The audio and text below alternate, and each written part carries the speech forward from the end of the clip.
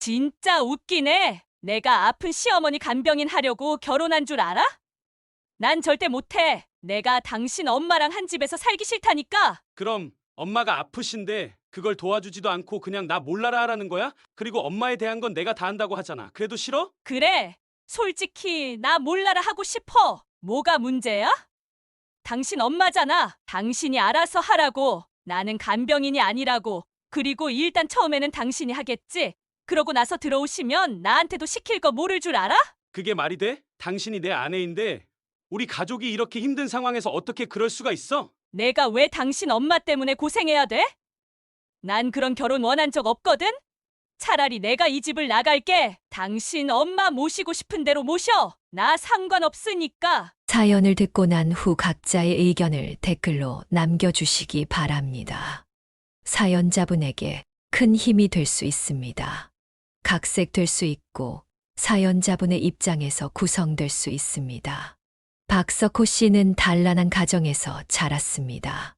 그의 부모님은 서로를 존중하고 사랑하며 가정을 꾸렸고, 석호 씨는 그 따뜻하고 안정된 환경 속에서 성장했습니다.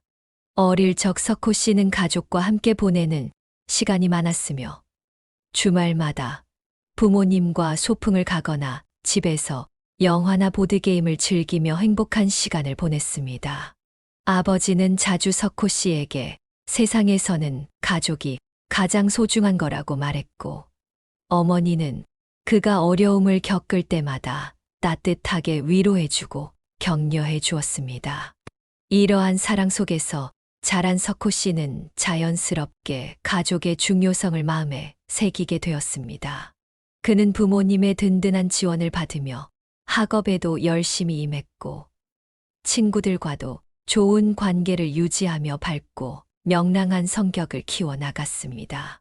그의 어린 시절은 밝고 따뜻한 추억들로 가득했고, 부모님과의 관계는 그의 삶의 지침이자 행복의 원천이 되었습니다. 그러나 석호 씨가 고등학생이 될 무렵 그의 인생에 큰 시련이 닥쳤습니다. 아버지가 전기공사 중 감전사고로 세상을 떠난 것입니다. 그의 아버지는 늘 성실하게 일하는 사람이었고 가정을 위해 헌신해 왔습니다. 아버지의 죽음은 예상치 못한 사고였기에 석호 씨와 가족에게 큰 충격을 안겨주었습니다. 그날 아침 석호 씨는 평소처럼 학교에 가기 위해 집을 나섰고, 아버지도 일을 하러 가기 위해 집을 떠났습니다. 그러나 아버지는 집으로 돌아오지 않았습니다. 아버지가 사고를 당했다는 소식을 들은 순간 석호 씨는 믿을 수 없다는 생각이 들었지만, 병원에 도착했을 때 아버지는 이미 세상을 떠나 있었습니다. 그 순간 그의 마음은 무너졌습니다. 아버지를 잃었다는 현실은 석호 씨에게 큰 상실감을 안겼고, 가족 모두가 깊은 슬픔에 빠졌습니다. 그날 이후 석호 씨의 집은 더 이상 예전과 같지 않았습니다. 가족을 위해 헌신해 온 아버지의 빈자리는 너무도 크게 느껴졌고, 석호 씨는 홀로 남은 어머니와 함께 그 슬픔을 견뎌야 했습니다.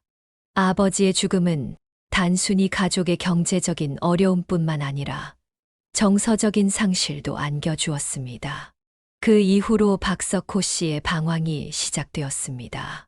아버지를 잃은 충격은 그의 마음 깊숙이 자리 잡았고, 그는 한동안 삶의 목적을 잃은 듯 했습니다.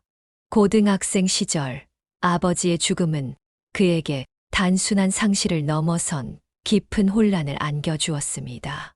평소 든든했던 아버지가 갑자기 사라지면서 석호 씨는 자신이 의지하던 삶의 중심이 무너진 기분이었습니다.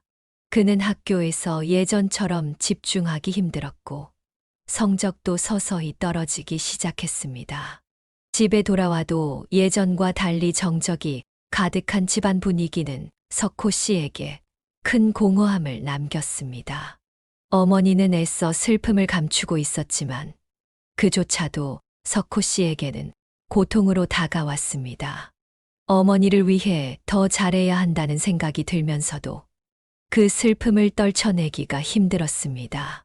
석호 씨는 혼란스러운 마음을 해결하지 못한 채 친구들과 어울리는 시간이 많아졌습니다. 그는 자주 밤늦게까지 밖에서 시간을 보냈고 방황은 점점 심해졌습니다.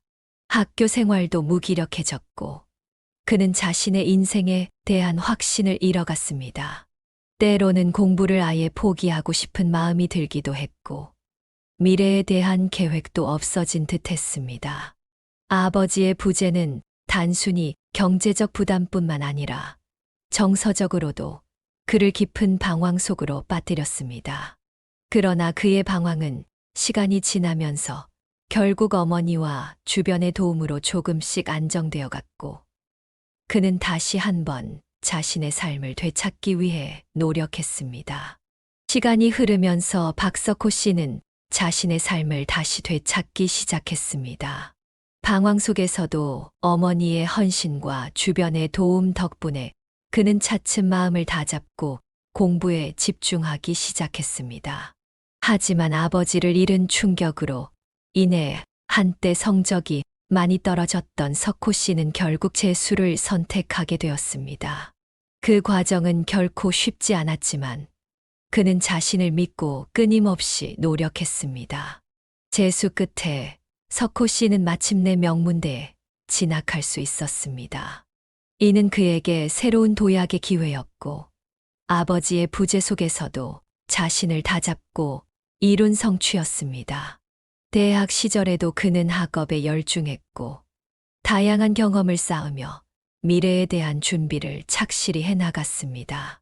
대학을 졸업한 후 석호 씨는 남부럽지 않은 직장에 들어가게 되었습니다. 안정된 직장 생활을 통해 그는 가족을 위한 책임을 다했고 삶의 방향을 확실하게 잡으며 성공적인 사회생활을 이어갔습니다.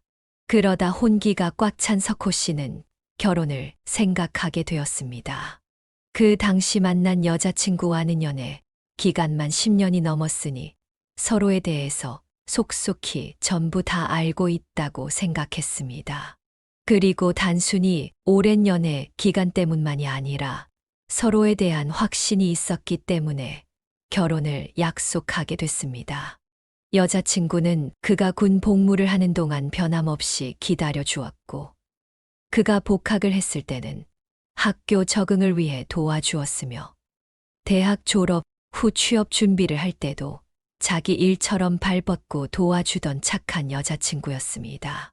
항상 그를 우선으로 해주던 사람이었고 다른 남자들에게는 눈길조차 주지 않았던 여자친구였기에 그는 이 사람과 함께라면 평생을 행복하게 지내겠다고 생각했습니다. 그래서 여자친구와 연애의 다음 단계인 결혼을 꿈꾸었고 그가 프로포즈를 하면서 결혼을 약속하게 됐습니다. 그러나 곧바로 결혼 준비를 할 수는 없었습니다. 여자친구가 모아놓은 돈이 예상보다 훨씬 적었기 때문이었습니다.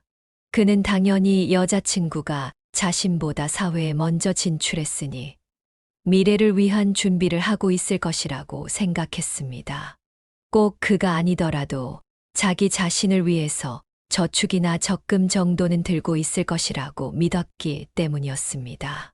하지만 모아둔 돈이 거의 없다시피 했습니다. 물론 그에 비해 여자친구는 규모가 작은 회사에 다니고 있었고 월급이 적긴 했지만 그걸 감안하더라도 모은 돈이 거의 없다는 것은 이해할 수 없는 상황이었습니다. 그래서 그는 도대체 지금까지 번 돈을 어디다 썼는지 물어볼 수밖에 없었습니다. 경원아, 모아둔 돈이 이게 전부라는 게 말이 돼?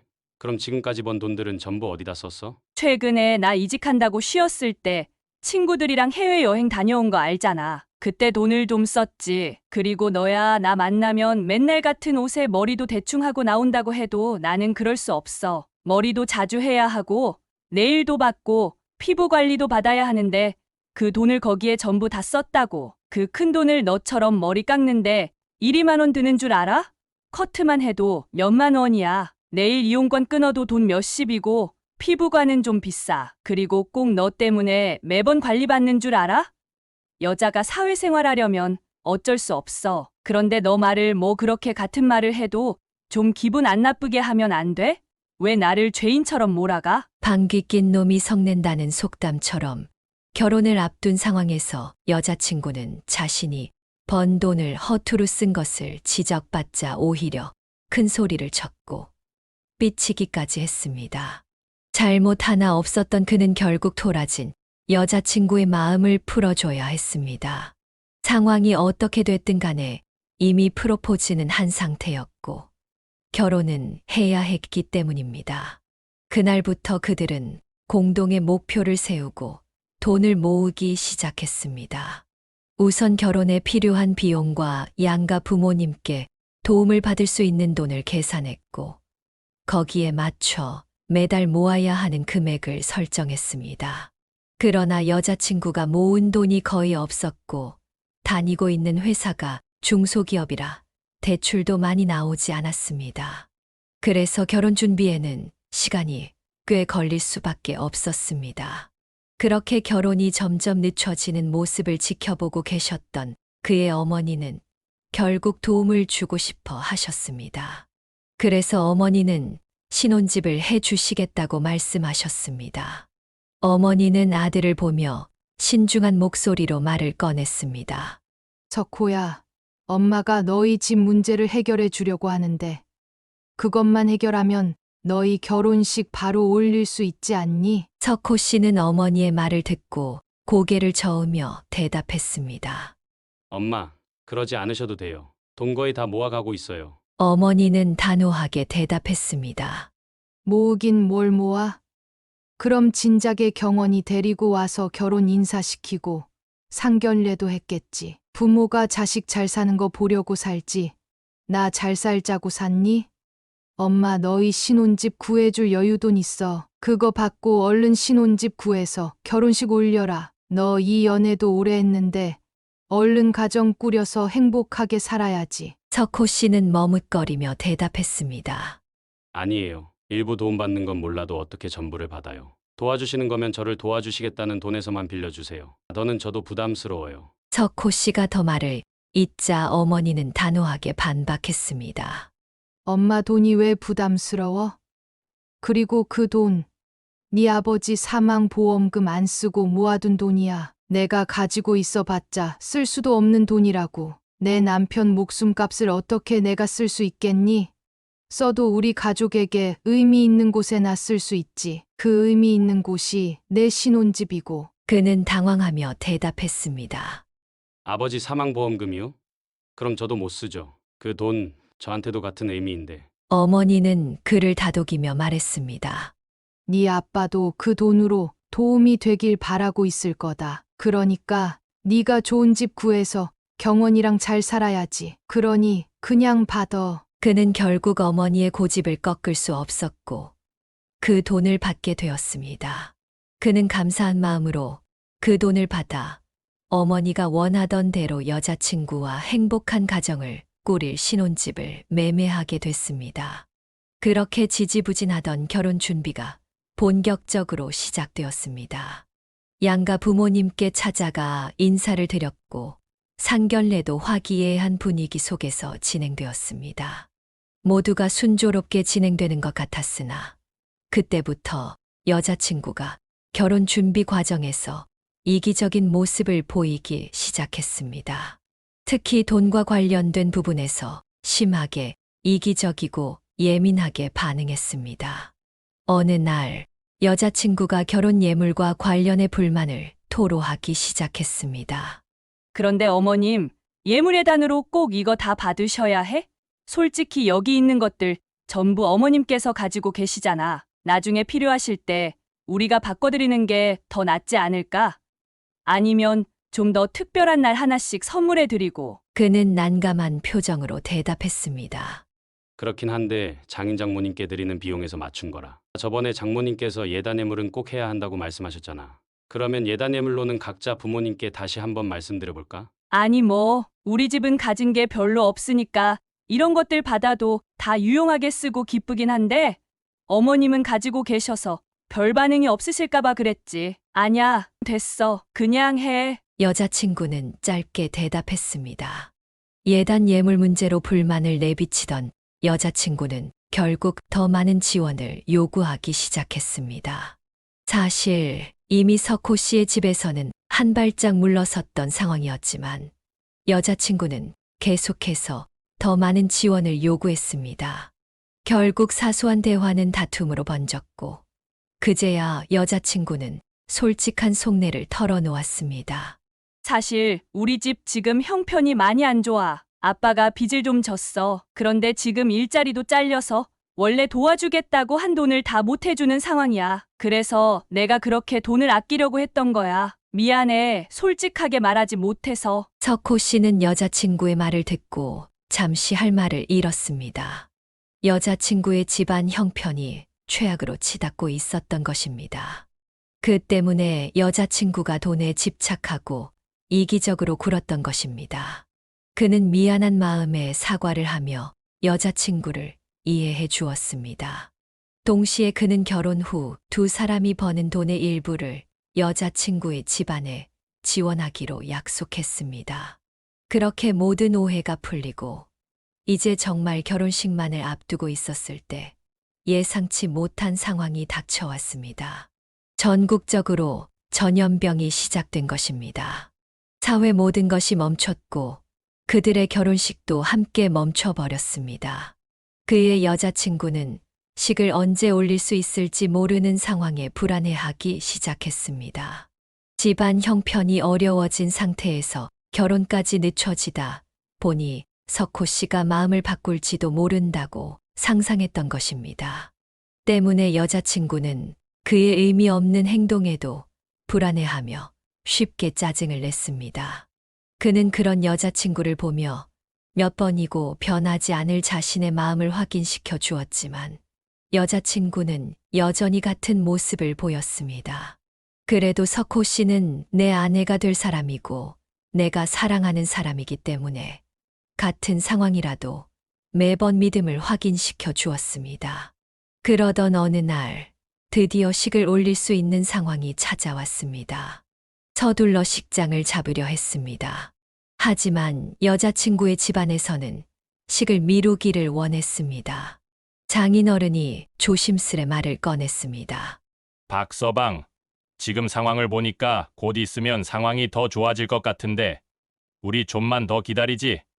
우리가 부려둔 경조사비가 많아서 말이야. 그거 다 회수하려면 시간이 더 필요할 것 같아. 자네도 알다시피 우리 형편이 좀 그렇잖나. 그래서 말인데 식은 나중에 올리기로 하지. 그는 장인어른의 말을 듣고 잠시 생각했습니다.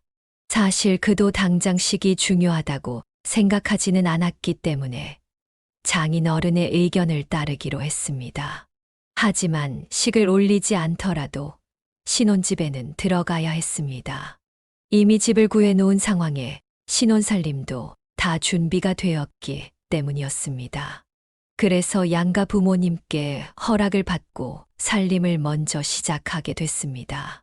그러나 그때부터 본격적으로 아내와의 갈등이 시작되었습니다. 이번에도 돈 문제였습니다. 어느 날 아내가 석호 씨에게 말을 꺼냈습니다. 자기야, 우리 집에 돈 좀 더 보내주면 안 돼? 그는 놀란 얼굴로 대답했습니다.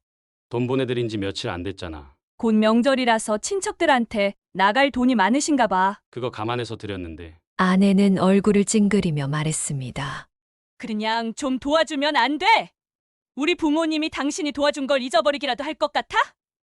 아, 진짜 돈 가지고 치사하게 굴 거야. 아니, 우리도 드는 생활비가 있잖아. 그래서 그러지. 저번 달에도 휴가 가신다고 원래 드리는 돈보다 더 필요하다고 하셨잖아. 또 돈 이야기야? 석호 씨는 차분히 대답했습니다. 당신은 그게 돈이라고 생각하지? 처가 식구들 위하는 마음이라고 생각도 안 하고. 아내는 화가 난 듯이 외쳤습니다. 당신 진짜 계산적이다. 돈 문제로 시작된 갈등은 명절 문제로까지 이어지며 두 사람의 다툼이 잦아지기 시작했습니다. 그는 웬만하면 아내에게 져주려고 했고 최대한 맞춰 나가려 했습니다. 그 모든 다툼은 남남이던 두 사람이 하나의 부부로 되는 과정이라고 생각했기 때문이었습니다. 그는 최대한 지혜롭게 넘기고 아내와 행복하고 싶어 했습니다. 그래서 다툼이 있을 때마다 아내의 입장에서 좋게 생각하려고 했습니다. 그렇게 부부로서 살아가던 어느 날, 그의 어머니가 그만 집으로 오라고 부르셨습니다. 어머니는 어렵게 말씀을 꺼내셨습니다. 석호야, 놀라지 말고 들어. 엄마가 요즘 몸이 너무 안 좋아서 검사를 받았거든. 어머니는 말을 멈추며 숨을 고르셨습니다. 그는 긴장된 표정으로 어머니를 바라보았습니다. 어머니는 깊은 한숨을 쉬며 다시 말을 이어갔습니다. 근데 병원에서 암일 수도 있다고 하더구나. 그래서 큰 병원으로 가서 검사를 받았는데 암이 맞다더라. 그것도 치료하긴 많이 늦었대. 연명 치료밖에 안 된다고 하더라. 그는 당혹스러운 표정으로 말을 더듬으며 물었습니다. 엄마, 그게 무슨 말이에요? 엄마가 왜 암에 걸려요? 그리고 증상이 이제 막 나타났는데 왜 치료가 안 된다고 그래요? 그 병원이 인력이 모자라서 그런 거 아닐까요? 저랑 다른 병원 가봐요. 어머니는 고개를 저으며 대답했습니다. 엄마도 믿기지 않아서 다른 병원에도 가봤어. 그런데 모두 똑같은 말을 하더구나. 미안하다, 석호야. 엄마가 병에 걸려서 자식에게 걱정이나 안기고. 어머니는 담담한 목소리로 말을 이어갔습니다. 그래도 엄마는 이 상황을 받아들이기로 했어. 시간이 얼마 남지 않아서 내 상황을 부정하느라 소중한 시간을 낭비하고 싶지 않아. 그러니까 너도 힘들겠지만 엄마가 처한 상황을 이해해 주길 바란다. 우리 남은 시간 정말 행복한 기억만 쌓자. 그래야 엄마가 너한테 덜 미안할 것 같아. 어머니는 이미 치료가 무의미한 말기암 판정을 받았고 의사 소견으로는 최대 6개월 정도밖에 남지 않았다고 했습니다. 그는 슬퍼할 시간이 없다는 걸 알았지만 눈물이 멈추지 않았습니다. 머릿속에서는 그동안 어머니에게 잘못한 일들과 미안했던 기억들만 떠올랐습니다. 그러나 어머니의 초연한 모습에 그는 그저 울고 있을 수만은 없다고 결심했습니다. 그는 억지로 웃음을 지으며 어머니의 말씀을 따르기로 했습니다. 얼마 남지 않은 시간 동안 어머니를 이 세상에서 가장 행복한 사람으로 만들어주겠다고 결심했습니다. 그때부터 여러 계획을 세웠습니다. 휴가를 내는 것이 눈치 보였지만 어머니는 회사보다 더 중요했습니다. 그래서 쓸 수 있는 휴가를 전부 다 사용해 어머니와 많은 추억을 만들려고 했습니다. 어머니의 약해진 면역력으로 이내 생각만큼 많은 곳을 돌아다닐 수는 없었지만 북적이지 않은 여행지에서 어머니와 뜻깊은 시간을 보낼 수 있었습니다. 그 뜻깊은 시간을 만드는데 아내도 큰 도움을 주었습니다. 아내는 회사 일로 인해 어머니와의 모든 일정을 함께하지 못했지만 웬만하면 어머니와 시간을 보내려고 노력했습니다. 그렇게 의미 있는 시간을 보내던 중 그는 자신의 행동이 바보 같았다는 것을 깨달았습니다. 어머니와 특별한 일을 하지 않더라도 함께 있는 것만으로도 의미가 있고 행복한 순간이었습니다. 그런데도 굳이 어머니를 모시고 외부로 다니려고만 했다는 걸 깨닫게 된 것입니다. 그는 새로운 생각을 떠올리며 결심했습니다. 엄마를 우리 집으로 모셔와서 매일 함께 보내면 되겠구나. 그는 아내에게 이 생각을 전했습니다. 여보, 내가 생각을 잘못하고 있었어. 엄마랑 행복한 기억을 만들겠다고 여러 가지 했지만 사실 더 나은 방법이 있더라고. 엄마를 우리 집으로 모시자. 하루 수문의 시간을 같이 보내는 게 가장 의미 있는 거잖아. 그보다 더 좋은 방법이 뭐가 있겠어? 어차피 병원에서는 통증을 줄여주는 약만 주는 거잖아. 그 약은 우리가 집에서도 타올 수 있어. 비어있는 방도 있고 나도 재택근무하고 있으니까 엄마를 모셔와서 평범한 일상을 보내는 게 엄마에게 가장 의미 깊을 거야. 그는 기대 어린 눈빛으로 아내를 바라보며 물었습니다. 어때? 괜찮지? 물론 당신이 불편할 수도 있겠지만 상황이 상황인 만큼 조금만 이해해주면 안 될까? 엄마에 대한 건 전부 내가 알아서 할게. 아내는 잠시 망설인 후 말했습니다. 그런데 내 생각엔 어머님을 집으로 모시는 게 좋은 방법은 아닌 것 같아. 환자 상태를 가장 잘 알고 어떤 상황에서든 대처할 수 있는 건 병원이잖아. 병원에서 처방하는 약과 우리가 집으로 가져올 수 있는 약이 다를 수도 있잖아. 석호 씨는 아내의 말을 듣고 잠시 고민했지만 다시 설득하기 시작했습니다. 그 말이 맞긴 맞아. 하지만 엄마한테 지금 병원에서 놔주는 약도 더 이상 효과가 없어. 먹는 약이랑 똑같다고 하더라고. 그리고 내가 찾아보니까 시한부 환자들의 경우 가족들과 함께 지내는 편안한 환경이 어떤 진통제보다 더 나은 효과를 주는 경우가 많대. 생존 기간이 길어진 사례도 많고. 무엇보다 엄마도 우리랑 같이 지내고 싶어 하실 거야. 당신도 직접 보지 않았어? 엄마가 우리랑 헤어질 때마다 몰래 눈물 훔치시는 거. 석호 씨는 진지한 표정으로 말을 이어갔습니다. 내가 엄마를 가장 잘 알아. 엄마 분명히 이 집에서 우리와 같이 지내길 바라실 거야. 다만 우리 신경 쓸까봐 말씀을 못 하시는 것 뿐이지. 그러니까 우리 엄마를 모셔오자. 아내는 잠시 망설였지만 석호 씨는 묵묵히 아내의 대답을 기다렸습니다. 그래, 그럼 당신도 괜찮은 거지? 내일 병원에 가서 상담하고 엄마를 모셔오면 되는 거지? 하지만 아내는 조금 망설이며 대답했습니다. 잠깐만, 그런데 우리가 어머님께 정말 신경을 써드릴 수 있을까? 어머님을 만날 때는 휴가나 휴일이라 업무에서 벗어나 있었으니까 온전히 어머님께 신경을 쓸 수 있었지만 우리 집에 모셔오면 우리가 일 때문에 바빠서 신경을 많이 못 쓸 거야. 아내는 현실적인 고민을 덧붙였습니다. 그는 아내의 말을 듣고 답답한 마음에 다시 한번 설득하려 했습니다. 그리고 어머니 외롭게 만드는 거일 수도 있어. 그래도 병원에 계시면 다른 환자들과 대화라도 나누실 수 있잖아. 그건 걱정하지 마. 엄마와 관련된 건 내가 다 맡아서 할게. 회사보다 엄마가 더 중요해. 만약 무리가 되면 내가 잠시 이직할게. 아내는 잠시 말을 망설이다가 입을 열었습니다.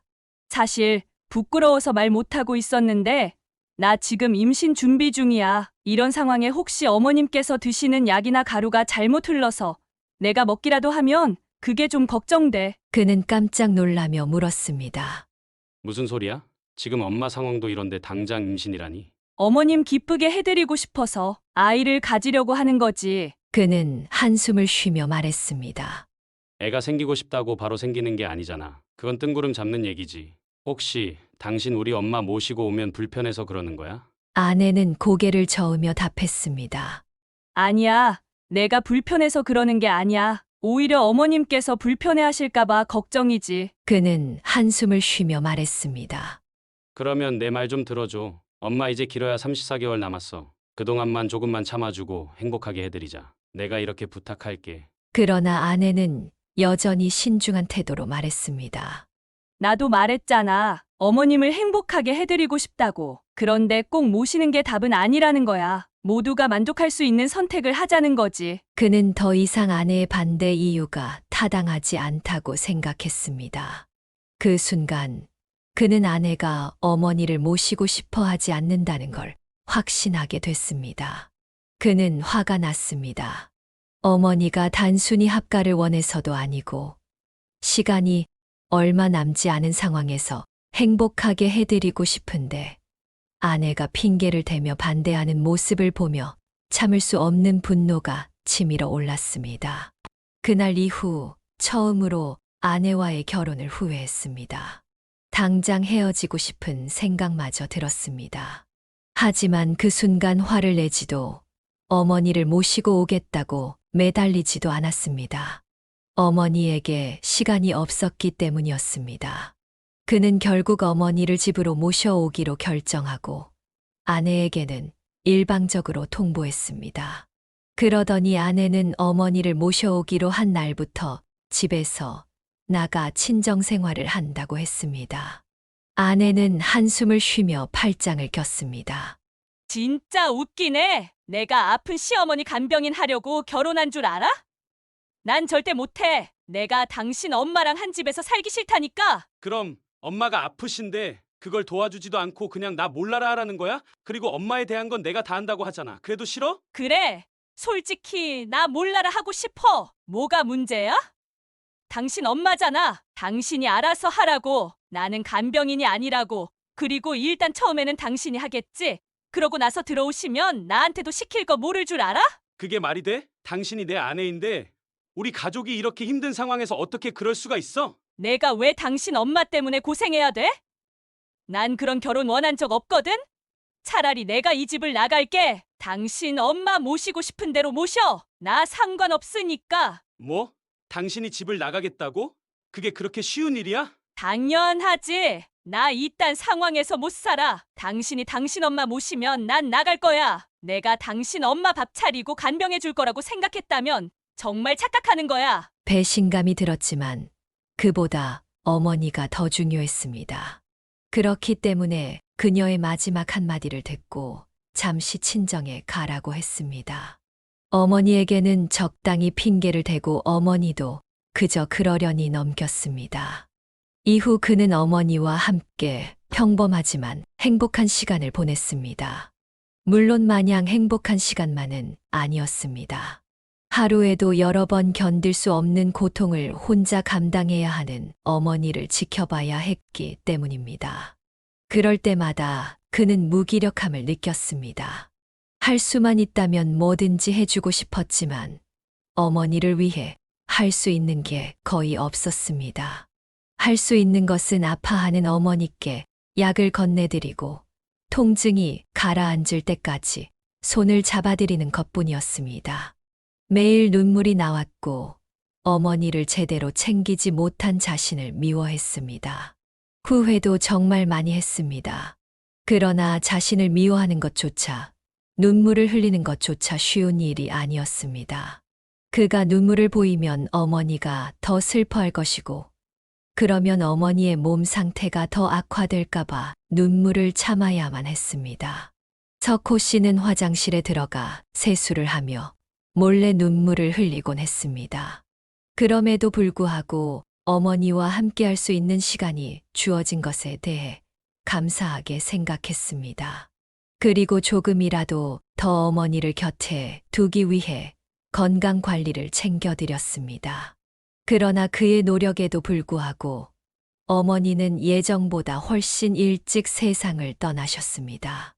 예상보다 빨리 찾아온 이별은 그의 인생에서 가장 큰 충격이자 슬픔이었습니다. 하지만 한편으로는 어머니에게 잘된 일이라고 생각했습니다. 끔찍한 고통에서 해방되셨으니 이제 하늘나라에서 아버지를 만나 행복하시기를 빌며 장례를 치렀습니다. 아내는 석호 씨 곁에서 빈소를 지키고 있었습니다. 사실 석호 씨는 그때까지도 고민을 하고 있었습니다. 어머니를 모시는 것에 반대했던 아내가 미웠었지만 3개월이 조금 안 되는 시간 동안 그 감정은 많이 가라앉아 있었기 때문이었습니다. 더군다나 아내와 그는 아직 결혼식을 올리지 않았고 혼인신고도 하지 않은 상황이었기 때문에 굳이 어머니의 빈소를 지키지 않아도 된다고 했습니다. 하지만 아내는 정신을 차린 것인지 시어머니 되는 분의 장례를 며느리가 어떻게 안 지킬 수 있겠냐며 빈소를 지키고 있었습니다. 아내뿐만 아니라 처가 식구들까지 모두 와서 그의 어머니 빈소를 찾아 위로해주고 장례를 치르는 내내 발벗고 도움을 주었습니다. 그러다 보니 파혼까지 할 필요가 있나 고민하게 되었습니다. 힘든 상황 속에서 아내와 처가 식구들의 행동이 정말 큰 힘이 되었기 때문이었습니다. 그러나 그런 행동들 모두가 계산된 행동이었다는 사실을 그는 장례식 마지막 날 알게 되었습니다. 날이 밝으면 달인을 해야 한다는 생각에 석호 씨의 마음은 답답하고 쓸쓸했습니다. 3일째 밤을 새고 있었기에 내일 발인에 지장을 주지 않으려면 잠시라도 눈을 붙여야 한다는 것을 알았지만 마음이 복잡해서 도저히 잠을 잘 수 없었습니다. 결국 뜬 눈으로 밤을 새고 있는데 아내가 석호 씨 옆으로 다가와 할 말이 있다고 했습니다. 당연히 위로의 말일 줄 알았는데 전혀 다른 이야기를 꺼냈습니다. 자기야, 할 말이 있는데 어머님 장례 치르는 동안 이런 부탁하는 게 좀 그렇다는 건 알지만 우리 쪽도 상황이 너무 급박해서. 무슨 일인데? 괜찮으니까 말해봐. 아내는 잠시 머뭇거리다 말을 이어갔습니다. 그러니까 그게 우리 아빠 엄마가 우리 신혼집에 들어와서 지내도 될까? 아빠랑 엄마가 최근에 투자했다가 돈을 거의 다 잃었거든. 거기다 크게 한 방 노린다고 다른 사람들 돈까지 빌렸는데 돈 빌려준 쪽에서 당장 해결 못 해주면 고소하겠다고 난리야. 우리 집에 무슨 여유돈이 있겠어? 있는 돈 없는 돈 다 끌어모아서 코인에 투자했는데. 석호 씨는 황당한 얼굴로 물었습니다. 뭐? 투자를 하셨다고? 빚까지 지시면서? 아내는 변명하듯 답했습니다. 부모님도 잘해보려고 그러셨던 거지. 요즘 다들 투자하잖아. 열심히 일해봤자 제자리 걸음이라서 그렇게라도 한번 잘 살아보려고 한 거야. 아내는 계속해서 부탁을 했습니다. 어쨌든 우리 부모님이 우리 신혼집에서 지내게 해줘. 그리고 내가 생각해봤는데 우리 부모님이랑 계속 같이 살면 좋을 것 같아. 당신도 어머님 돌아가시고 나면 쓸쓸할 텐데 내가 있다고 해도 나도 회사 일 바쁘고 나중엔 아기 본다고 당신 챙기기 힘들어질 거야. 그런데 우리 부모님이 같이 계시면 당신을 얼마나 챙겨주겠어? 그리고 내가 임신 관련 책을 봤는데 3대가 같이 사는 집에서 자란 아기가 사회성도 더 좋고 발달도 빠르다고 하더라고. 그러니까 나중을 생각해서라도 이게 좋은 선택이잖아. 어떻게 생각해? 당신에게도 좋은 일일 것 같은데? 아내의 말을 듣자 석호 씨는 시한부인 어머니를 신혼집에 3개월 동안만 모시겠다고 했을 때를 떠올렸습니다. 그때 아내는 이 핑계 저 핑계 대며 어머니를 신혼집에 들이지 않으려 했었습니다. 그런데 자기 부모님이 오갈 곳이 없게 되자 염치도 없이 신혼집에 들어오게 해달라고 부탁하는 아내를 보며 석호 씨는 분노가 치밀어 올랐습니다. 몇 개월 전에 아내가 한 행동이 있는데도 어쩌면 이렇게 뻔뻔하게 부탁할 수 있나 싶었습니다. 이미 아내와의 관계를 어떻게 해야 할지 고민하고 있던 석호 씨였기에 이 말도 안 되는 부탁은 그의 마음을 결정하게 만들었습니다. 아내는 빌면서 부탁해야 할 상황에서도 갖가지 이유를 들어 합가하는 것이 석호 씨에게 득이 된다고 설득하려 했습니다. 그 태도에 그는 극도로 괘씸함을 느꼈습니다. 아무리 급해도 모친 장례식이 끝나기도 전에 그런 뻔뻔한 부탁을 하는 것이 도저히 이해되지 않았습니다. 결국 석호 씨는 화가 났고 아내와 끝을 내겠다는 결심을 하게 되었습니다. 파혼은 어머니 장례를 마친 후에 하기로 했습니다. 우선은 처가 식구가 신혼집에 머무는 것을 거절하려고 했습니다. 그러나 그가 입을 열기도 전에 처가 식구들이 아내의 말을 거들기 시작했습니다. 분명 방금 전까지만 해도 주변에 없었던 처가 식구들이 아내가 말을 꺼내자 약속이라도 한 듯이 제 주변에 몰려들었습니다. 박서방, 우리가 많이 모자라겠지만 이제부터 자네 부모님이 돼주겠네. 처음 사돈께서 시한부라는 이야기를 들었을 때 우리가 사돈 걱정도 정말 많이 했네. 하지만 그보다 더 어떻게 자네에게 힘이 되어줄 수 있을까 고민했네. 처가 식구들의 말이 이어졌지만 그는 그들의 말이 전혀 귀에 들어오지 않았습니다. 그저 그 순간 처가 식구들의 계산된 행동과 아내의 뻔뻔함에 대한 실망감만이 가슴 깊이 파고들었습니다. 석호 씨는 장인의 말을 들으며 참을 수 없는 분노가 치밀어 올랐습니다. 사돈께서 돌아가셨다는 말을 듣곤 자네를 위로해주고 도와줘야 한다는 생각을 했었다네. 그런데 어쩌다 보니 상황이 이렇게 돼서 우리가 자네 집으로 들어가 같이 지내게 되면 자네에게도 도움을 줄 수 있지 않을까 싶네. 자네나 경원이나 다 큰 성인이지만 언제든 기댈 수 있는 부모의 존재는 필요한 법이거든. 우리가 그런 버팀목이 돼 주겠네. 우리 앞으로 정말 서로 위로받고 의지하고 사랑하면서 한 가족으로서 잘 지내보자고. 그 말을 듣자마자 그는 아내와 처가 식구들이 모두 똘똘 뭉쳐 자신을 기만하고 있다는 걸 느꼈습니다. 장인의 말은 그럴듯하게 들렸지만 그 말들이 모두 제 집에 눌러앉으려는 핑계라는 걸 알았습니다. 장인은 어머니가 시한부라는 소식을 듣고 어머니를 많이 걱정했다고 했지만 그것은 전부 새빨간 거짓말이었습니다. 그는 그 사실을 직접 확인할 수 있는 일들이 있었기 때문이었습니다. 우선 처가 식구들은 아픈 어머니를 문병하러 단 한 번도 오지 않았습니다. 아내를 통해 간단한 손편지와 과일 선물 바구니를 보내왔지만 성이라고는 찾아볼 수 없었습니다. 문병을 오지 않은 것까지는 이해할 수 있었습니다.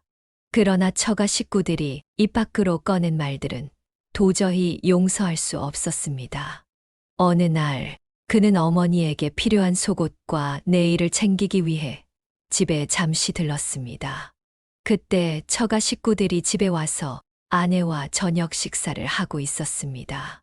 얼마나 시끌벅적하게 식사를 하고 있었는지 그가 현관문을 열고 들어오는 소리조차 듣지 못할 정도였습니다.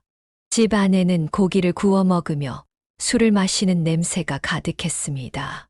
가족이 아프다고 해서 일상을 포기할 수는 없지, 라고 그는 생각했습니다. 그러나 그 다음에 들려온 장인의 말이 그의 심장을 찔렀습니다. 이렇게 우리 가족 모두 이 좋은 집에서 고기를 먹으니 참 좋구먼. 안 그러냐? 맘 같아선 이 집에 평생 살고 싶네. 이거 너무 오래 아프면 안 되겠지만 짧고 굵게 아프다가 빨리 끝나야지. 장 서방이 어머니만 신경 쓰면 우린 매일 파티를 열 수 있잖아. 그는 그 말을 듣고 크게 숨을 들이마셨습니다. 장인은 웃으며 말을 이어갔습니다. 뭐 너무 심했나? 근데 말이야, 우리가 이 집에 들어오는 건 안 되나? 방도 남아있고. 경원아, 어떻게 안 될까? 아내는 그 말을 듣고도 난처해하며 말했습니다. 나도 마음은 그러고 싶지만 그게 내 맘대로 되는 게 아니잖아. 장모는 아무렇지도 않게 웃으며 덧붙였습니다. 아니, 뭔 핑계를 대고 이 집에 들어오지 못하나? 아빠, 열심히 투자나 잘해봐. 그러면 우린 여기서 평생 살 수 있겠지. 그 말을 들으며 그는 피가 거꾸로 솟는 기분이었습니다. 아무리 당사자가 없는 자리에서 한 농담이라고 해도 그런 말은 도저히 용납할 수 없었습니다. 장인과 장모는 아픈 어머니를 농담거리로 삼으며 웃고 있었습니다. 그는 기분이 나빴지만 아픈 어머니에게 빨리 돌아가야 했기 때문에 아무 말 없이 넘기기로 했습니다. 그래서 일부러 현관문 소리를 크게 내며 자신이 왔다는 것을 알리고 들어갔습니다. 그날 이후 그는 처가 식구들과 마주치지 않으려 했고 그들이 자신과 어머니를 어떻게 더 입에 올렸는지 알지 못했습니다. 하지만 집에 갈 때마다 술병과 남은 음식들의 흔적으로 그들이 자주 집에서 파티를 열었다는 사실을 알 수 있었습니다. 그들이 자신을 도와주려고 했다는 말은 새빨간 거짓말이었습니다. 정말 신경을 썼다면 어머니가 살아계시는 동안 그가 그것을 느낄 수 있는 행동을 보여주었을 것입니다. 아내가 몇 번 그런 행동을 보이긴 했지만 그것은 아내로서 눈치를 보며 한 행동일 뿐이었습니다. 그는 아내와 처가 식구들이 정말 괘씸하다고 생각했습니다. 단순히 집에 발들이지 말아라는 말로 끝내고 싶지 않았습니다. 그는 복수를 하고 싶었습니다. 처가 식구들이 긍정적인 대답을 기다리고 있는 상황에서 그는 어떻게 해야 이들에게 복수할 수 있을지 고민하기 시작했습니다. 그러다 한 가지 아이디어가 떠올랐습니다. 법적으로 조금 더 알아봐야 할 부분이 있었지만 법적인 문제가 없다면 아내와 파혼하는 동시에 처가 식구들에게도 복수할 수 있을 것 같았습니다. 그리하여 그는 아내의 제안을 수락했습니다. 그래, 처가 식구들이 우리 집에 들어와 지내도 괜찮아. 그가 허락을 하자 아내와 처가 식구들은 마치 장례식장이라는 사실을 잊은 듯 서로 얼싸안고 기뻐했습니다. 자신들에게 어떤 결과가 기다리고 있는지 전혀 알지 못한 채 말이죠. 그는 어머니의 장례를 치르고 마음을 추스르기도 전에 바쁘게 계획을 준비해야 했습니다. 법적인 부분에서 문제가 없는지도 알아봐야 했기 때문이었습니다. 그는 타이밍을 잘 맞춰 장인과 장모가 집을 팔고 자신들의 집으로 들어오는 그 순간 아내와 처가 식구들에게 선언할 계획이었습니다. 장인과 장모 그리고 아내가 설레고 기뻐하는 표정에서 충격과 낙담으로 변하는 모습을 보고 싶었기 때문이었습니다. 하지만 계획을 다 세웠다고 해서 실행되는 것은 아니었기에 그는 초조하게 기다릴 수밖에 없었습니다. 그러던 중 하늘도 아내와 처가 식구들에게 벌을 내려주려는 듯 정확한 타이밍에 계획을 도와줄 사람들을 만나게 되었습니다. 부동산을 통해서 말이죠. 그의 계획은 이러했습니다. 장인과 장모가 집을 팔아 남은 돈으로 빚을 갚고 그들이 그의 집으로 들어오는 순간 그는 자신도 집을 팔았다고 선언하며 그들에게 강제 퇴거를 통보하는 것이었습니다. 장인과 장모는 집을 팔아 빚을 갚았기 때문에 돈이 남아있지 않았고 아내 역시 씀씀이가 해펐기 때문에 그들은 당장 지낼 집을 구할 수 없을 것이었습니다. 한마디로 그들을 길거리에 나앉게 만드는 것이었죠. 그와 아내는 법적인 부부가 아니었기 때문에 그들이 집을 떠나지 않겠다고 버틴다 해도 석호 씨에게 돌아오는 피해는 없었습니다. 문제될 가능성이 있는 것은 사실혼 관계였지만 법적으로도 아내가 저지른 잘못으로 인해 사실혼이 인정되지 않을 확률이 높다고 들었습니다. 시한부인 어머니를 부양하지 않겠다고 한 아내와의 갈등이 별거로 해석될 수 있었고 이 경우 혼인 전 암묵적인 파혼으로 인정될 가능성이 컸습니다. 특히 아내와 처가 식구들이 아픈 어머니와 그에게 무관심했던 부분이 파혼을 증명하는데 큰 도움이 될 수 있다는 것이었죠. 이 계획을 실행하려면 매수자가 필요했는데 때마침 부동산에서 연락이 왔습니다. 그들은 가능한 빨리 계약을 진행하고 싶어 했습니다. 그는 연락을 받자마자 계약을 진행했고 혹시라도 매수자가 마음을 바꾸지 않도록 매매가를 조금 깎아주기까지 했습니다. 이렇게 해서 아파트 계약 날짜를 장인과 장모가 그의 집으로 이사 오는 바로 다음 날로 잡고 그는 틈틈이 자신의 짐을 어머니 집으로 옮기기 시작했습니다. 아내는 그 모습을 보고 부모님이 지낼 공간을 마련한다고 착각했습니다. 그리고 마침내 그날이 밝았습니다. 장인과 장모는 이사 비용을 아끼겠다며 오후 늦게 이사를 진행했고 저녁이 되어서야 이사를 마쳤습니다. 그들은 환심을 사기 위해 어딘가에서 한우를 사와서 고기를 구워 먹자고 했습니다. 이때 그는 더 이상 기다릴 필요가 없다고 생각했습니다.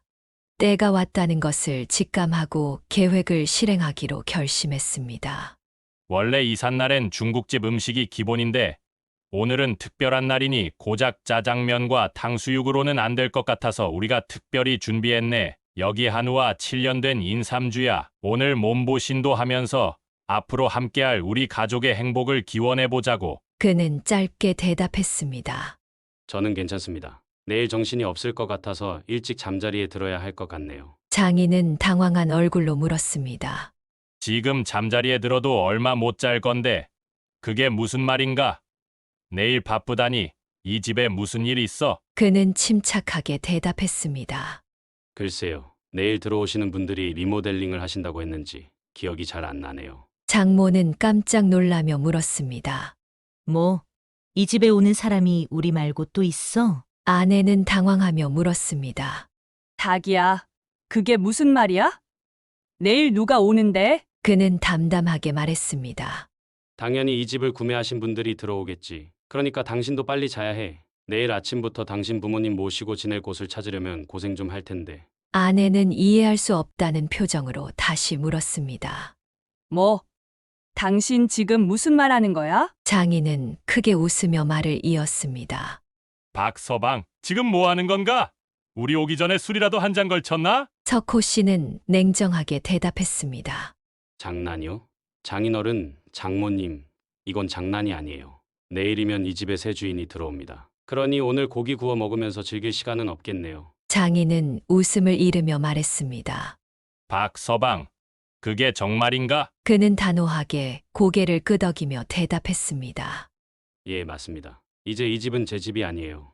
그러니 내일 아침부터 부모님과 지낼 곳을 찾아보셔야 할 겁니다. 그는 단호하게 말을 이어갔습니다. 저는 진지하게 두 분을 걱정하는 겁니다. 진짜로 내일 이 집에 다른 사람들이 들어옵니다. 그러니까 내일까지 여기 있는 짐들을 다 빼세요. 저 이 집 정말로 팔았거든요. 장인은 황당한 표정으로 물었습니다. 뭐? 집을 팔아? 그게 무슨 말도 안 되는 소리인가? 그는 냉정하게 대답했습니다. 왜 안 됩니까? 이 집 저희 어머니가 사주신 제 집인데 제 집을 제가 팔겠다는데 뭐가 말이 안 되죠? 아내는 믿을 수 없다는 표정으로 물었습니다. 당신 왜 이래? 나랑 헤어지고 싶어서 이러는 거야? 아니면 무슨 깜짝 이벤트라도 있어서 이러는 거야? 그거라면 제발 말조심 좀 해. 그는 날카롭게 반박했습니다. 말조심은 당신과 당신 부모가 해야지. 당신들 가족끼리 뒤에서 우리 엄마와 나를 농담거리로 삼은 건 기억 못해?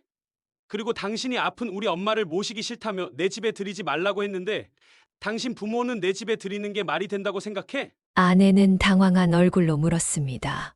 헤어지고 싶다고? 진짜로? 그는 단호하게 대답했습니다.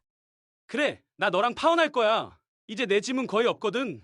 내가 짐을 다 가지고 나가면 우리 사이는 끝이야. 이제 무슨 말인지 알겠어? 집에서 쫓겨나게 생겼다는 걸 알겠냐고. 아내는 충격을 받은 표정으로 말했습니다. 이건 말도 안 돼. 이건 혼인빙자 사기야. 우리가 식만 올리면 되는 상황이었고 몇 개월간 같이 살기까지 했는데 파혼이 될 것 같아?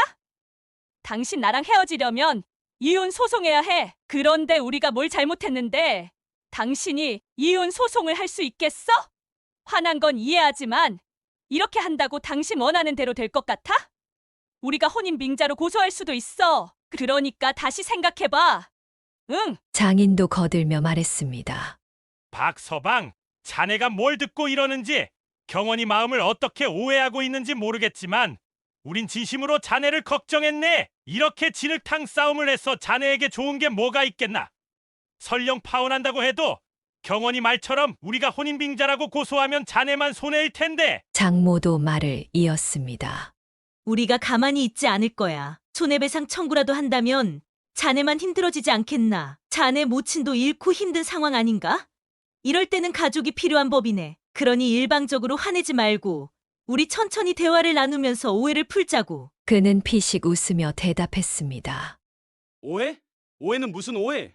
내가 지금까지 직접 보고 들은 것만 해도 몇 가지인데 무슨 오해가 있다는 거야? 그리고 아픈 시어머니를 모시기 싫다고 반대한 것만으로도 너와 헤어질 이유는 충분해. 이미 그때부터 나는 파혼을 결심했어. 다만 엄마와 보내야 할 소중한 시간을 쓸데없는 일에 낭비하고 싶지 않았던 것뿐이야. 석호 씨는 눈을 마주치며 말했습니다.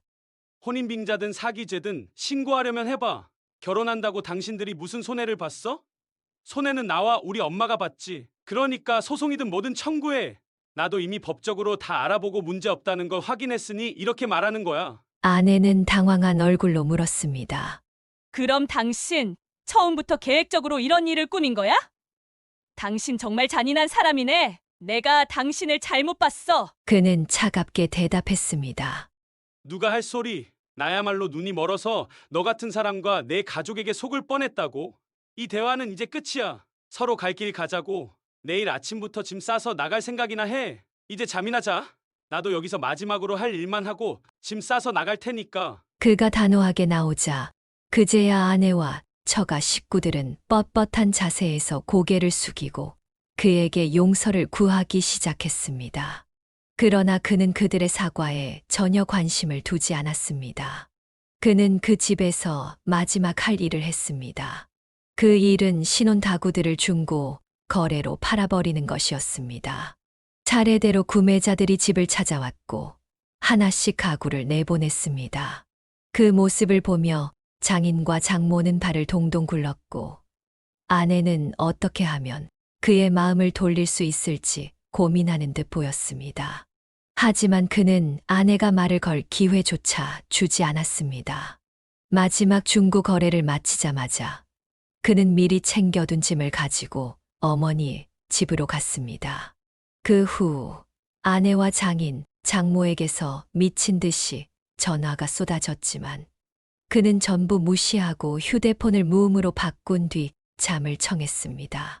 다음 날 그는 부동산에 찾아가 아파트 매매 계약을 마쳤습니다. 이미 그의 짐은 모두 빠져 있었기 때문에 매수자들과 함께 집으로 돌아와 내부를 확인했죠. 그러나 그때까지 아내와 처가 식구들은 여전히 집을 지키고 있었습니다. 매수자는 황당한 표정으로 석호 씨에게 물었습니다. 이게 도대체 무슨 일인가요? 아니, 이분들은 누구죠? 그는 고개를 저으며 대답했습니다. 그러게요. 이 사람들 뭐죠? 왜 남의 집을 차지하고 있는 거야? 석호 씨는 매수자에게 사과했습니다. 죄송합니다. 제가 끝까지 확인했어야 했는데 어제 이사 가는 집에 들어가서 미처 확인을 못했네요. 문이 열려 있었나? 이 사람들이 어떻게 들어온 거지? 그는 아내와 장인 장모를 향해 단호하게 말했습니다. 저기요, 나가세요. 여긴 이제 팔린 집이에요. 아내는 그를 노려보며 말했습니다. 정말 이렇게까지 나올 거야? 정말 나랑 끝을 보자는 거네. 장인도 맞장구를 치며 소리쳤습니다. 박서방, 자네 이러면 안 되네. 사람이 어떻게 이렇게까지 할 수 있나? 우리 보고 나가서 죽으라는 소리 아냐? 그는 냉정하게 대답했습니다. 박서방이라니, 난 결혼도 안 한 사람이에요. 무슨 소리 하는 겁니까? 그는 다시 매수자를 향해 말했습니다.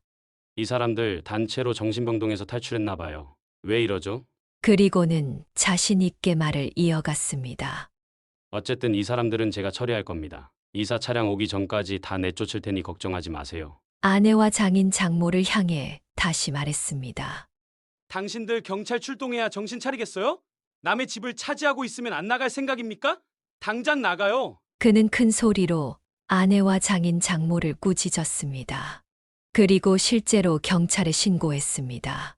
경찰은 그와 아내의 상반된 주장을 듣고 난감해했지만 법적으로 이미 집은 매수자의 소유가 되었고 이들의 행동은 무단 침입이었습니다. 그 자리에 더 머물면 불법 무단 점거가 될 수밖에 없었기에 결국 아내와 장인 장모는 그 집을 떠날 수밖에 없었습니다. 밖으로 나온 그들은 석호 씨에게 매달리기 시작했습니다. 박서방, 알겠네. 우리가 잘못했어. 자네 뜻을 따르게. 그런데 이렇게 아무 대책도 없이 길바닥에 내버려 두는 건 너무한 거 아닌가? 몸 하나 닐 곳은 만들어 주고 내쫓아야지. 아내도 호소했습니다. 자기야, 당신 우리 집 사정 알잖아. 우리 진짜 돈이 얼마나 없는지 알면서 제발 당장 지낼 집이라도 구할 수 있게 도와줘. 그는 냉담하게 대답했습니다. 너 결혼한다고 모아둔 돈은 다 어디 갔어? 우리 엄마가 집 구해줬던 그 돈 그대로 남아있지 않냐? 아내는 아무 말도 하지 못했고 그는 비웃든 말을 이어갔습니다. 그 돈도 흥청망청 썼겠지. 그런데 나한테 도와달라고? 부모도 그렇고 자식도 그렇고 돈 아무렇게나 쓰고 남한테 기대 살려고 하네. 나한테 도와달라고 하지 말고 저기 저 짐들이나 팔아봐. 모텔은 몰라도 여인숙에서 지낼 돈은 나올 거야. 나 오늘 이 짓 하느라 우리 엄마 집 정리도 못했어. 그래서 바빠. 그러니까 나 간다. 우리 앞으로 절대 보지 말자. 우연이라도 마주치지 말고. 그는 도움을 구하는 그들을 길거리에 버려두고 차갑게 돌아섰습니다. 그리고 그는 아내와 처가 식구들을 그의 인생에서 완전히 정리할 수 있었습니다. 파혼이라는 결과로 그동안 아내와 보낸 시간이 무의미하게 느껴졌고 그 시간 동안 어머니와 함께하지 못했다는 점에서 큰 후회가 남았습니다. 시간이 흐른 지금도 그 후회는 여전히 남아있지만 결혼하기 전에 그 여자와 가족들에게 더 큰 피해를 보지 않고 관계를 정리할 수 있었다는 점에서는 안도하고 있습니다. 그리고 그는 뼈저리게 깨달았습니다. 사랑이라는 이름으로 상대방의 모든 것을 이해하려고만 하면 안 된다는 것을. 그는 이제 이 교훈을 바탕으로 더 나은 사람을 만나고 더 나은 삶을 살기 위해 열심히 살아가기로 결심했습니다. 하늘에 계신 어머니와 아버지께 더 이상 걱정을 끼치지 않기 위해서 말입니다. 여기까지가 박석호 씨의 사연이었습니다. 모든 진실을 깨달은 석호 씨가 대단합니다. 사연을 듣고 댓글로 의견을 남겨주시기 바랍니다. 사소한 의견일지라도 사연자분에게는 큰 힘이 됩니다.